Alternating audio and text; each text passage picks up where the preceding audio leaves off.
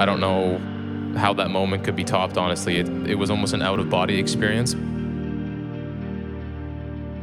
I'm extremely excited for our conversation we're about to have with Nick Taylor, who has traveled all the way from British Columbia today. Of course, he is a household name, and I'm sure many of you remember the moment very well when he sunk that iconic 72-foot putt and became a Canadian icon. And Nick Taylor is someone who truly knows what it means to rise to the challenge, something you all did today at Eagle's Nest, which, as Nick and I were saying, is an extremely challenging course. You had your ups and downs, something Nick has experienced in his own career. And throughout tonight's conversation, we're going to be talking about performance and how one does rise to the challenge. Please join me in welcoming the winner of the 2023 RBC Canadian Open, the winner of the 2024 Waste Management Phoenix Open, a four-time PGA Tour champion, Nick Taylor.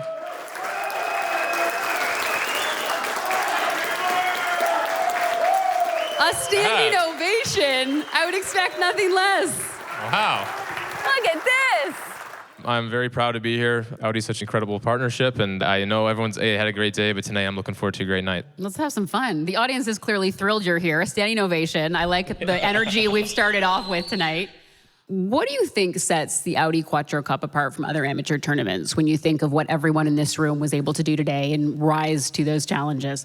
The biggest amateur event in the world, which is no small task. So that's an incredible feat. You know, everyone in here coming across from Canada, it's such a great thing, and to bring, golf brings so many people together, and that's kind of the most important part. And so, yeah, it's a special thing to have the biggest amateur event in the world, the Quattro Cup. So you all should be very proud of yourself to be here, for sure. Well, let's get into the thick of your career. And of course, we have to rewind to the iconic moment, the 2023 Canadian Open.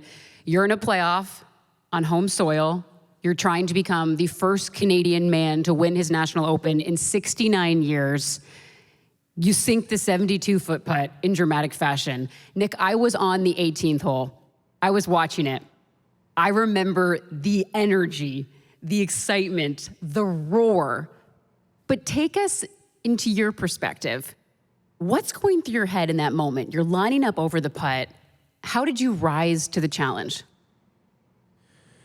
It was a moment where at times I almost forget. It was almost an out-of-body experience, but it was the fourth playoff hole, so it was definitely a time where if your mind wandered and you got out of that situation, that's kind of when mistakes happen in those type of playoffs. And so I'll never forget walking off that fourth playoff hole. Tommy had hit it into the left bunker, which was most likely a layup. So I kind of had the advantage on that point, and I wasn't expecting to make a 72-foot putt, but just us kind of resetting, walking off the tee, knowing that this was kind of our moment to capture and try to put the pressure back on Tommy, and was just locked in. And really, it was the team kind of mentality, I guess, of staying locked in. And well, you talk about the lead up to that moment and what an iconic moment it was, but how would you say that win really impacted your perspective on what was possible in your career moving forward?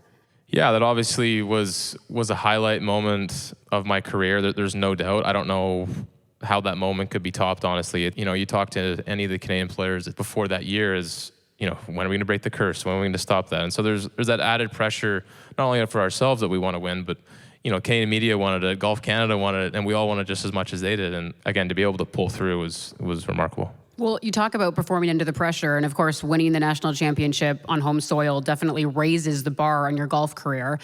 You return this summer as a defending champion. What would you say were the main differences in that return and how you prepared for this year's tournament in comparison to the summer prior? Yeah, obviously on the golf course inside the ropes, fans, I guess, noticed more. And so coming back to return, I think I was in the best way possible, overwhelmed with the support. I would walk to the range and I could sit there for an hour signing autographs and taking pictures, and which again was just something that I was never really used to. So I think the build-up was phenomenal. The videos that we were able to do for the tournament leading up brought back so many memories. I got to play with Rory, who was the two-time defending champion before I had won in 23, and the vibe was great. The vibe was great there, and the vibe is great here. You talk about signing the autographs, I witnessed that. And of course, you talk about stepping up in those high-pressure situations, which you've become quite accustomed to. You won the 2023 RBC Canadian Open in a 4-hole playoff, in the pouring rain, no less, which really added to the intensity. Then you won the 2024 Waste Management Phoenix Open in that 2-hole playoff. What's your secret to embracing the pressure in those intense moments? I've always enjoyed, if I have a putt that means something to either, say, win a match or win a golf tournament, I love the nervousness that it brings, the focus that comes along with that. When you really relish and want to be in those moments, I think it really helps when those do come along. And so those 2 playoffs have definitely fallen my way, which has been great. And to be able to make the putts when I needed to, honestly, what you kind of dream for in those situations. Well, a quick follow-up when you mentioned the word nervousness. Is there a sweet spot that you have of feeling a little bit of pressure but not too much pressure? And how does that help you perform as a golfer?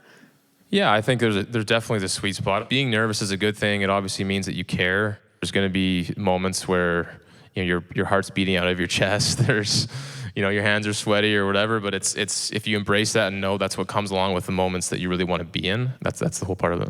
So, Nick, you're of course familiar with Eagles Nest, and we were talking about it earlier. It's a challenging course. How would you personally prepare for a challenge of a course like the one everyone in the room played today? Yeah, Eagles Nest is a beast. I remember 15 through 18, I feel like is a very challenging stretch. Preparation is key, but also just, like I said, when you have a target in mind, a goal in mind, as much as you can focus on that, the best outcome possible is going to happen. So I've struggled with this throughout my entire career of trying to enjoy playing golf. Having fun is literally the best thing you can do when you're trying to play golf. But you talk about having fun, and sometimes that's easier said than done.